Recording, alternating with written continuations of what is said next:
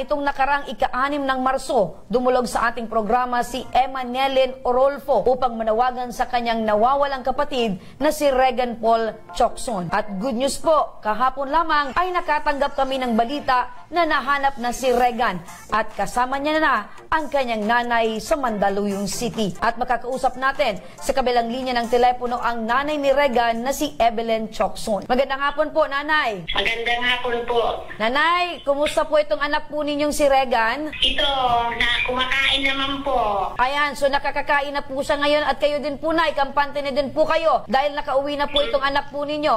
Oo. Sa inyo pong pakikipag-usap, nanay, sa anak po ninyo, saan daw po siya nanggaling? Sa ano po, doon sa Santa Ana po, sa Taytay. Santa Ana, so medyo malayo po dyan po sa inyong lugar. Pagaling po sa Bicol. Opo. So ano daw yung ginawa niya doon, ay? Naglalakad-lakad po siya doon kasi galing po siya dito daw sa dito sa siyudad, dito sa may banda dito sa may Cubao, banda Nuyong. Daw siya doon. Yung parang yung ilagod daw siya ng mga yung dinudo daw siya ng yung kung anong dinudo sa kanya. Kaya nakarating siya papunta daw doon. May mga sugat nga ito dito sa hita. Opo. So kawawa naman po na nakaranas po siya ng ganitong pagtatrato ng ibang tao. Dito sa may kagiligiran po, parang minamati niyang parang masakit. Kaya tinitingnan ko yung mga hita niya, parang may sugat po dito sa may hita po. Opo. Ano pa po, nay? Aside po yung mga na-observe niyo po sa kanya, meron pa po ba siyang mga sumbong po sa inyo base po doon sa mga naging experience niya sa paglalakad?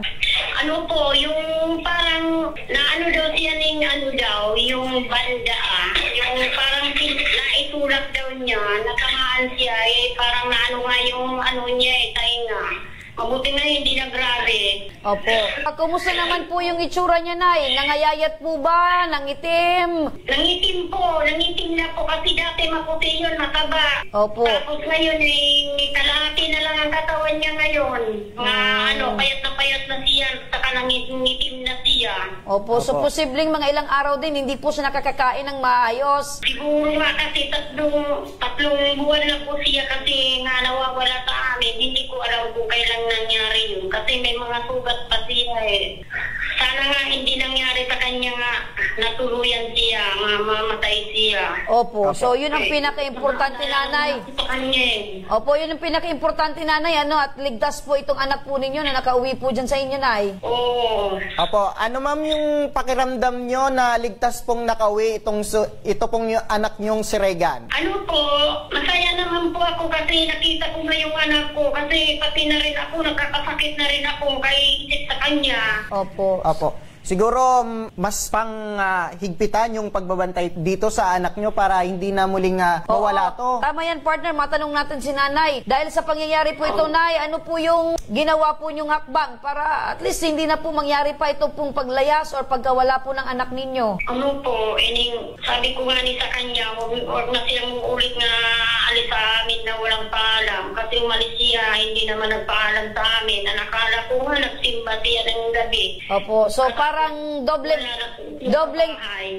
pagbabantay yung gagawin niyo po, nay. Oo. Nanay, pwede bang maikwento kung sino po ang nakatulong sa atin na mahanap po itong si Regan? Hindi naman namin alam po kasi sabi niya na daw siya ng yung van. Yung parang tinulak daw niya yung banda, sabi niya. Opo. Pero sino, ma'am, ang nakapagsabi sa atin na itong si Regan nandun sa lugar mismo at paano ito nakauwi sa inyo? Ano po, yung taga doon sa amin po, taga Bicol po yun. Nagtatrabaho yun sa Santa Ana po, sa pabrika po, nananahe. Umalis po siya ng mga madaling araw. Nakita po niya doon sa barangay na nagpagalagala po. Ayun. So may concerned citizen po na nakakakilala po sa inyo, nay, at in-inform po kayo na nandun po yung anak po ninyo. Oo, nakita po niya nga para daw yung anak ko nga. Parang nandito si Regan nga. Tapos tumawag doon sa mama niya. Saan na niya? Tawagin mo nga, sabi niya parang ayaw pa nga lumapit sa kanya. Parang papunta na doon, paalis na. yung parang tatakbo na siya sana. Pero mamaya-maya, bumalik din ulit. Ayun. Di ang ginawa niya, halika dito. Di yung, ako sabi niya, binigyan daw niya ng tinapay daw, lumapit daw sa kanya. Apo. Yan na, hindi hindi siya kaya nakilala yung pormerong tumawag sa kanya. Hindi Opo. siya nakilala niya. Kasi gabi yun alas 3 ng madaling araw. Tapos na yung binagyan siya ng tinapay, sumama na po itong si Regan doon po sa kakilala ninyo. Tapos, inihatid na po sa inyo. Oo, suminama na po sa kanya. Tapos pinagbibigyan niya yung pinakain siya. Binigyan niya ng tinapay. Tapos yung mangga, kinain naman niya po. So, ang pinaka-importante po ngayon ay nakauwi na po sa inyo ng ligtas. Ito pong si Regan. So, ano po yung masasabi niyo po ngayon ay? Ano po, salamat naman po sa nakakita kang anak ko nga, tinulungan naman kami nga ko nga, nga makabalik sa amin. Salamat nan din na, yung tinulungan kami nila nga, nakiusap naman po ako nga, iting-over naman po sa barangay. Apo. So, ang pinaka-importante na, kampante na po yung inyong pong loob at nakauwi na po ang inyong pong anak dyan po sa inyong bahay. Opo.